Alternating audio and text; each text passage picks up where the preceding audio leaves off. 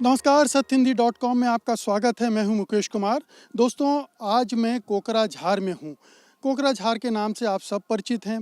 लंबे समय तक ये उग्रवादी गतिविधियों के लिए चर्चित रहा है, विवादास्पद रहा है। लगातार तकरीबन 1.5 दशक तक इस पूरे कोकराझार के इलाके में बम विस्फोट होते रहे हैं, हिंसा होती रही है। आतंकवादी हिंसा में बहुत सारे लोग मारे गए हैं। और सबसे बड़ी बात ये कि ये जहाँ पर स्थित है वो एक तरह से कहना चाहिए असम का मुहाना है। और यहाँ पर जब उग्रवादी गतिविधियाँ होती हैं तो जाहिर है कि पूरा असम प्रभावित होता है। उसका जो रेल मार्ग है, जो सड़क मार्ग है, वो लगभग बंद हो जाता है। तो बहुत सारे विस्फोट रेलवे लाइनों पर हुए हैं, जिससे रेल मार्ग बाधित होता रहा है। तो पूर्वोत्तर के जनजीवन को प्रभावित करने वाले इस इलाके में अब कमोबेश शांति है। 3 समझौते हो चुके हैं शांति के। तीसरा समझौता अभी पिछले साल जनवरी में ही हुआ था। और एक नई पार्टी का उदय भी हुआ था यूपीपीएल के नाम से, और वो अब बीजेपी के साथ यहाँ चुनाव मैदान में है। और दूसरी तरफ बोडोलैंड पीपल्स पार्टी है, जो माफ़ कीजिएगा बोडोलैंड पीपल्स फ्रंट है, जो कि लगभग 1.5 दशक से यहाँ की राजनीति पर हावी है। जो यहाँ की बोडोलैंड टेरिटोरियल काउंसिल है उसमें उसका कब्जा रहा है, लेकिन हाल में जब दिसंबर में चुनाव हुए थे तो वो सत्ता से बाहर हो गई थी, सबसे ज़्यादा सीट हासिल करने के बावजूद। तो पिछले कुछ समय में इस इलाके के जो राजनीतिक समीकरण हैं, चुनावी समीकरण हैं, वो बदले हैं। मैं आपको बता दूं कि कोकराझार में 4 ज़िले हैं। 4 ज़िलों में ये फैला हुआ है। हालांकि जो बोडो लोगों की आबादी है असम के कई ज़िलों में फैली हुई है। लगभग 12% बोडो हैं। और असम की जनजातियों में अगर देखा जाए तो सबसे बड़ी तादाद इन्हीं की है। इन 4 ज़िलों में कोकराझार के बोडो लोगों का वर्चस्व रहा है। और वो इस खतरे को भी महसूस करते रहे हैं कि कहीं बाहरी लोगों का दखल ना हो जाए और फिर से वो बाहरी लोग इस इलाके पर काबिज ना हो जाएं। तो इसको लेकर यहाँ संघर्ष होता रहा है। खूनी संघर्ष भी हुए हैं। यहाँ पर जो जनजातियाँ हैं और जो मुस्लिम समुदाय हैं उनके बीच बहुत बड़े पैमाने पर हिंसा हुई है पिछले कुछ वर्षों में। और ये यहाँ की एक चिंता का विषय है। जहाँ तक मिलिटेंसी का सवाल है वो कम ज़रूर हुई है, लेकिन उसका ख़तरा हटा नहीं है, क्योंकि सारे गुट ने सरेंडर नहीं किया है। और आप अगर कोकराझार वाले इलाके में घूमेंगे तो पाएंगे कि जगह जगह पर सैनिक तैनात हैं, सैन्य बल तैनात है। और एक कहना चाहिए लगातार निगरानी इस इलाके पर रखी जा रही है। अब लौटते हैं कि यहाँ की जो चुनावी बयार बह रही है वो किस तरफ है, क्या कह रही है, यहाँ के मतदाता आखिरकार क्या सोच रहे हैं, इस चुनाव में कौन से मुद्दे हावी हैं। जब हमने आम लोगों से बातचीत की तो ज़्यादातर लोग महंगाई के बारे में बात करते दिखे। उनका कहना है पेट्रोल डीजल सब महंगा हो गया है, प्याज महंगा हो गया है, दालें महंगी हो गई हैं, तेल महंगा हो गया, तमाम जो उनके दैनिक जीवन में इस्तेमाल करने वाली चीज़ें महंगी हो गई हैं। इसलिए महंगाई एक बड़ा मुद्दा है। तो महंगाई एक मुद्दा है, कुछ दूसरे मुद्दे भी हैं। विकास का भी मुद्दा है, करप्शन का भी मुद्दा है, ये तमाम मुद्दे हैं। लेकिन सबसे बड़ा मुद्दा यहाँ पर एक तरह से जो बीजेपी की राजनीति का हिस्सा रहा है कि हिंदू मुसलमान का मुद्दा बन गया है, और एक बोडो और बाहरी लोगों का मुद्दा है। और तीसरी बात यह है कि बीजेपी बनाम अन्य का मुद्दा है। ये बड़ी बुरी तरह से इस पूरे चुनावी परिदृश्य पर हावी है। इसमें मैं बता दूं कि भारतीय जनता पार्टी यहाँ की जो पार्टी है, जो यूपीपीएल जो नई बनी है, जो उसके सहयोग से यहाँ की बीटीसी पर काबिज होने में कामयाब रही है, उसके साथ चुनाव लड़ रही है। 12 सीटों पर 2 सीटों पर बीजेपी लड़ रही, बाकी की सीटों पर यूपीपीएल लड़ रहा है। और दूसरी तरफ महागठबंधन जो बना है उसमें बोडो पीपल्स फ्रंट है, और उसके साथ एआईयूडीएफ और कांग्रेस मिलकर चुनाव लड़ रहे हैं।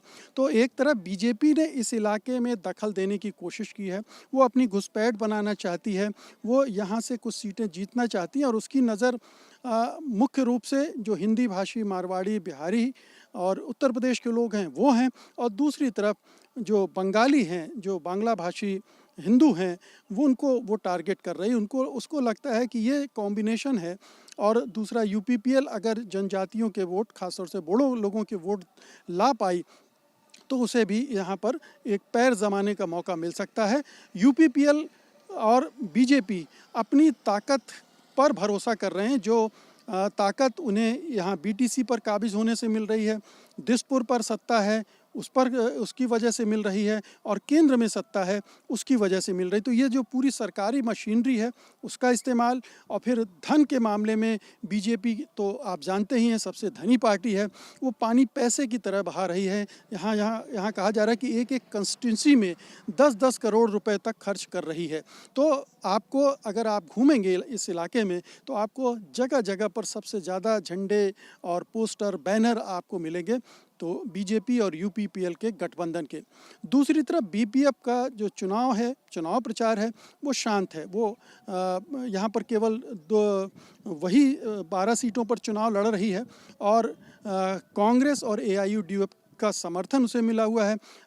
बीपीएफ यहाँ बहुत मजबूत रही है।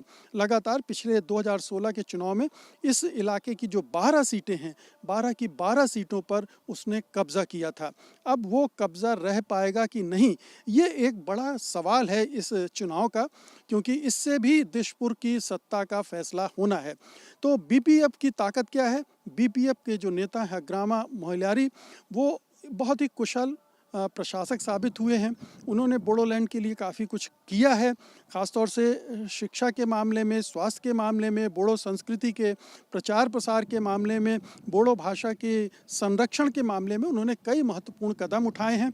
और जो समझौता उन्होंने किया था 2003 में, उस समझौते में उन्होंने बड़ी बारीकी से सारी चीज़ें रखी थी और उनको एक एक करके लागू किया। तो ये भी कहा जाता है कि पूर्वोत्तर भारत में एक ये समझौता है और एक ये नेता है जिसकी वजह से ये पूरा समझौता लागू हो सका और उसका उस इलाके के लोगों को फ़ायदा भी मिल रहा है। तो इसीलिए हग्रामा मोहिलारी की एक प्रतिष्ठा है, उनकी विश्वसनीयता है, साख है। भले ही वो अब बीटीसी पर काबिज नहीं है, लेकिन उनकी लोकप्रियता में अब कोई बहुत कमी आई है ऐसा लोगों का मानना नहीं है। एक बात यह है। दूसरी बात, उनकी ताकत अचानक से इसलिए भी बढ़ गई है कि जब बीजेपी ने उन्हें झटका दिया और वो यूपीपीएल के साथ चली गई, तो उसने महागठबंधन का दामन थाम लिया और महागठबंधन में शामिल होने की वजह से उसे जो एआईयूडीएफ का वोट बैंक है वो उसके साथ आ गया। पिछली बार चूँकि बीपीएफ बीजेपी के साथ थी, इसलिए जाहिर है कि मुस्लिम वोट उसे नहीं मिलने वाले थे, नहीं मिले थे। इस बार इस इलाके में चूँकि मुस्लिम वोटों की तादाद बहुत ज़्यादा है, इसलिए संभावना ये है कि वो एक मुश्त वोट उसके पास जाएंगे और दूसरी तरफ कांग्रेस का जो अपना जनाधार है वो भी उसके साथ जाएगा। तो बीपीएफ की स्थिति काफ़ी मजबूत है। बीपीएफ का एजेंडा भी यही है कि बीजेपी को हटाओ, क्योंकि बीजेपी जो राजनीति कर रही है चुनाव में बांटने की, वो बड़ी ख़तरनाक है। जहाँ तक मुस्लिम मतदाताओं का सवाल है, तो वो हेमंत बिश्व शर्मा के इस बयान को अपने दिमाग में घुसा चुके हैं, जिसमें वो कह रहे हैं कि हमें मियाँओं के वोट नहीं चाहिए, हमें मुसलमानों के वोट नहीं चाहिए।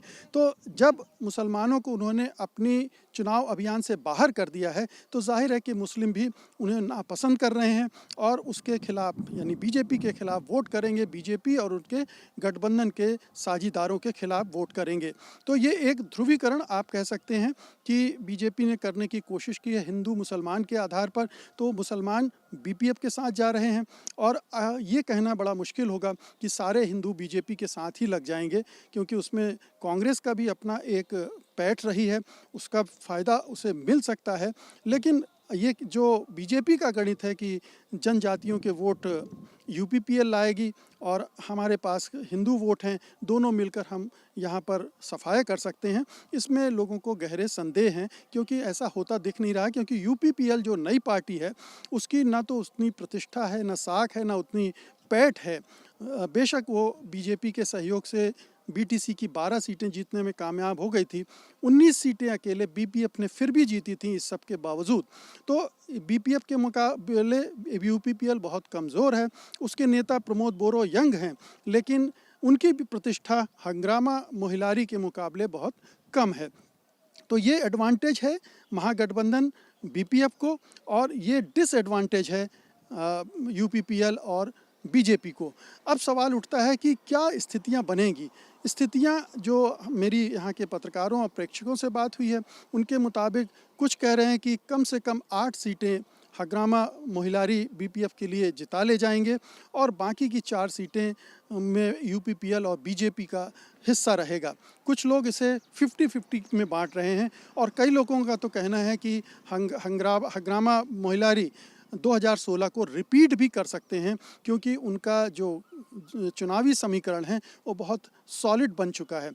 जो भी हो, फैसला चाहे जो भी आए, लेकिन ये बोडोलैंड की सीटें बहुत महत्वपूर्ण हो जाएंगी, ख़ास तौर पर तब अगर सरकार बनाने में कुछ ही विधायकों का खेल चलेगा। एक स्पष्ट अगर बहुमत ना मिला किसी को, तो बीपीएफ की भूमिका बहुत महत्वपूर्ण होने जा रही है और बीपीएफ फिर तय करेगी कि कौन सत्ता में काबिज होगा। बीपीएफ का इतिहास ये रहा है कि वो आम तौर पर जो पावर में होती है उसके साथ जाती है। अगर फ़ोटो फिनिश का मामला हुआ तो आप जानते हैं कि बीजेपी के पास बहुत सारे हथकंडे हैं जो कर्नाटक, मध्य प्रदेश, गोवा, मणिपुर आदि में वो आजमा चुकी है और वैसे में अगर बीपीएफ की जो थोड़ा विश्वसनीयता कम है इस मामले में, उसका फ़ायदा भी वो उठा सकती है। लेकिन बीपीएफ और बीजेपी के रिश्ते बहुत कड़वाहट भरे हो गए हैं और उसमें ये संभावना कम है कि मोहिलारी दोबारा से वहाँ जाएंगे, बशर्ते उन्हें ऐसा न लगे कि कांग्रेस और एआईयूडीएफ के साथ रहने से न सरकार में हिस्सेदारी मिलनी है, न कुछ और हासिल होने वाला है। तब उस सूरत में वो पाला बदल भी सकते हैं। तो ये स्थितियां बन रही हैं, इसलिए कोकराझार की इन 12 सीटों पर हमारी आपकी गहरी नज़र होनी चाहिए। हमें देखना चाहिए कि जनजातियों का रुख अब किस तरह से है। क्या जनजातियों में भी बंटवारा हो रहा है? यूपीपीएल और बीपीएफ के बोडो जनजाति में वो दरार डालने में कामयाब हो पा रही है बीजेपी इनके ज़रिए दो दलों को खड़ा करके?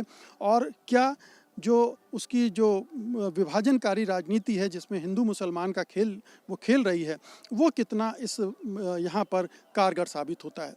तो दोस्तों, ये थी मेरी आज की रिपोर्ट। उम्मीद है कि आप इसे लाइक करेंगे और बड़े पैमाने पर शेयर भी करेंगे। अब मुझे अनुमति दीजिए। नमस्कार। सत्य हिंदी का ऐप डाउनलोड करें गूगल प्ले स्टोर पर।